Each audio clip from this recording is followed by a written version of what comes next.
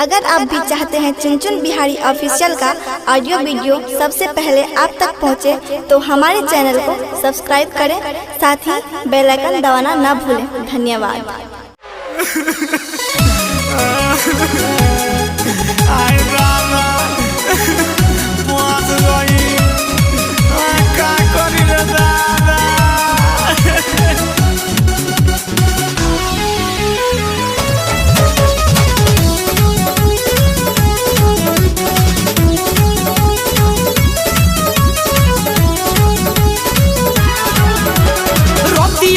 जिया मजा नहीं आई, छूट गइल सोया जी के सबे अगर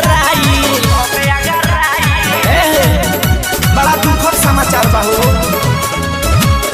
रोतिया के से जिया मजा नहीं आई, छूट गइल सोया जी के सबे अगर चैने खोलही में फसल बा सामानवा तो रोवेला सजनवा ए सखी। चैने खोले में चपाइल बा सामानवा तो रोवेला सजनवा ए सखी। बुझलू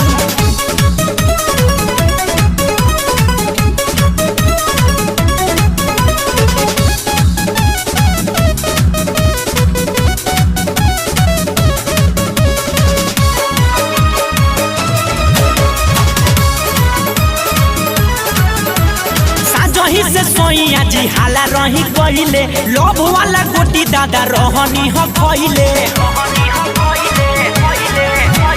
साजही से सोइया जी हाला रही गइले, लोभ वाला गोटी दादा रहले उ खइले। भइल बाटे ना राते हिलो ना तनको पलंगवा तो रोवेला सजनवा ए सखी। चैने खोले में चपाइल बा सामानवा तो रोवेला सजनवा ए सखी।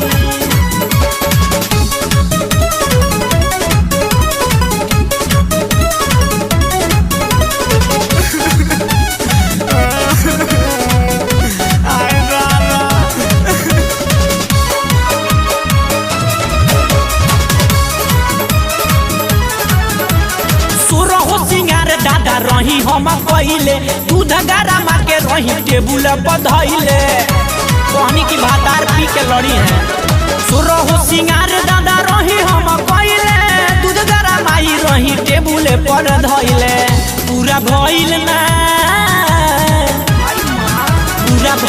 ना दिल के यार मानवा तो रोवेला सजनवा ए सखी। चैने खोले में चपाइल बा सामानवा तो रोवेला सजनवा ए सखी।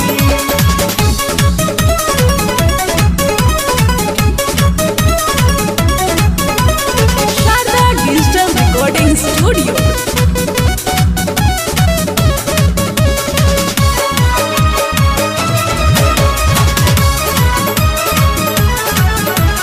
देवरा विकास सोनो जी तो देखी हंसे, तबो ना बोलो मुआ मोर हमारा के कसे। देवरा विकास मदो होशी देखी हंसे, तबो ना बोलो मुआ मोर हमारा के कसे।